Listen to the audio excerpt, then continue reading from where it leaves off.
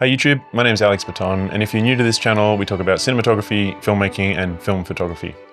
And today what I want to talk about is my newest camera acquisition, which is a Leica M4. Now for me, that is my dream camera. I didn't want to believe the hype. I didn't want it to be this camera that was incredible and special and worth thousands of dollars more than a lot of the cameras that I have, but I was blown away. It's something that worked for me, and today I'm going to talk about a few reasons why it does. And you can use those reasons to see if it's going to work for you or not as well. So I'll put some images over this of what I've made recently with the camera, and we'll get into it and talk about why the Leica M4 is the perfect camera for me.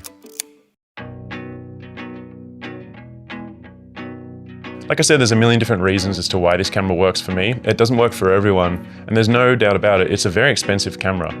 Film photography is something that is special to the people that shoot it, but it's a hard argument to sell to other people. I don't have any sort of urge to push film photography onto other people because I know that you really need to want to shoot film. It's expensive, it's cumbersome, there's not much room for error, there's a bunch of different stages in which you can screw things up, and it can be heartbreaking as well. And so, you know, in 2025, the question is, why would I spend $2,000 on a film camera? And I think the short answer is that I just had a baby boy, and I really wanted to document his life, and I wanted to start a new chapter of my life with some photography gear as well, as selfish as that is. But basically, I wanted to simplify things. In this new chapter of life, I wanted to own less and use more. And so for my camera, I wanted something small, relatively simple to use, something fully mechanical, and something that I can run rolls and rolls of the same film through and get comfortable with that repetition. I wanted something that I could grow to love, and a camera that could become an extension of myself as a photographer, and ideally something that when I'm using it, I'm no longer thinking about the gear, so that I can concentrate on the photos that are in front of me. And so, considering my budget, my existing cameras, the pros and cons versus the other contender, which is the M6, and where I'm at in my personal photography journey, I landed on the Leica M4. And there's no doubt about it, owning a Leica is almost a badge of honor. Now I'm fully aware that no one needs a Leica in the same way that no one needs to drive a Porsche when a Toyota Corolla is perfectly functional. No one needs to own a Rolex watch when a $20 Casio tells the same time. But for me, at least, it comes down to an experience. It makes me feel good when I'm taking images. And personally, the act of making these images, especially with this camera, is perhaps even more enjoyable than seeing the images that it makes. Now, the obvious point is its aesthetic. It is a truly beautiful piece of machinery. It looks like it is timeless, but this camera is from 1967. As with anything Leica, it is all in the details. Everything from the model number on the top to the serial number, you know, even just the script logo is just so beautiful. Everything about this camera is incredibly well designed. The look of this camera, it can often be disarming to your subjects because people are interested in the camera.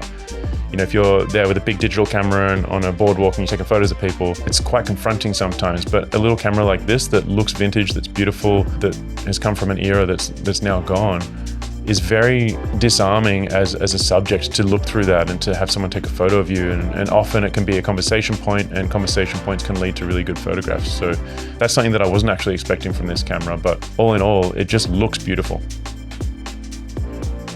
Leicas are expensive cameras. To be honest, I don't always want to be walking around with upwards of $5,000 worth of film gear on me. My biggest drive was to own a camera that I can take with me always. It's something that I knew that I wanted to leave the house with and not worry about the cost of that object. Now, the reason I talk about this is because the other obvious contender was the Leica M6. I paid $2,000 Canadian for my Leica M4, and to get a rough current price, I went to the sold listings on eBay and I checked the last 6 or 7 listings and saw what the Leica M6 was sold for. And then I made an average price for that, and it was $3,752 Canadian. Now that's $1,752 more than what I paid for my camera, and that doesn't include a lens. I'm in it for $2,750. So that means that I have about $1,000 on top to spend on shooting and developing film before I even get to just the cost of the body of the Leica M6. And remember that fundamentally for me, the difference between those two cameras is basically a light meter. I have light meters already. I do cinematography and camera operating for work. I have tons of other cameras.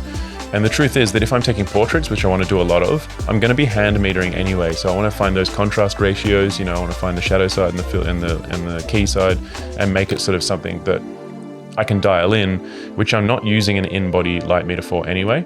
So if I'm getting an average metering of something, I always have my phone, which has a built-in light meter. If I'm getting some contrast ratios, I'll always be carrying my my light meter, my handheld light meter anyway.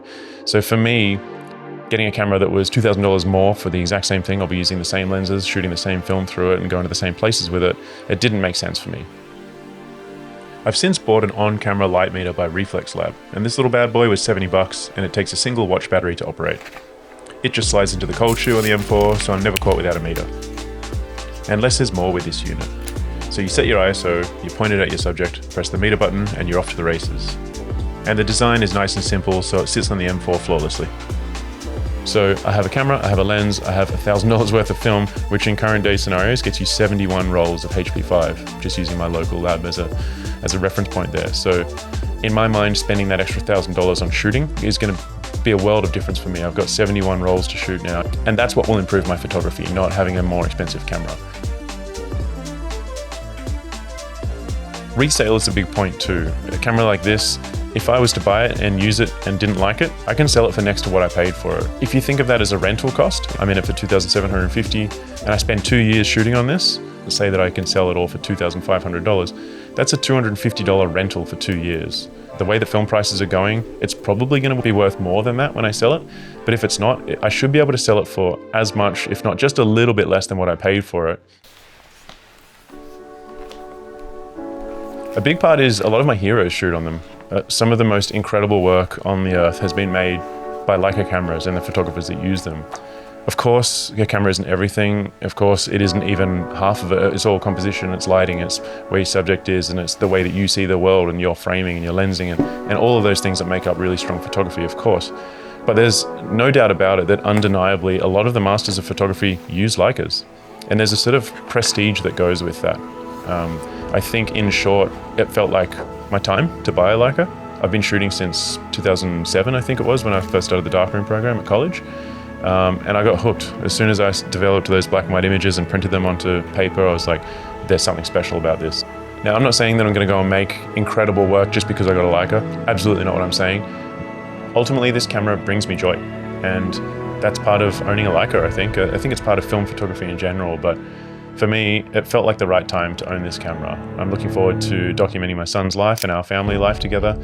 But I think it's going to get me excited to keep shooting photos, and that's kind of this eternal search for me for film photography. It's this high and low, and sometimes you sort of want to throw in the towel and go, why am I doing this? It's so expensive and so laborious. But there's other things like this camera for me that inspire me and excite me, and it makes me want to shoot photos, and it makes me want to shoot film.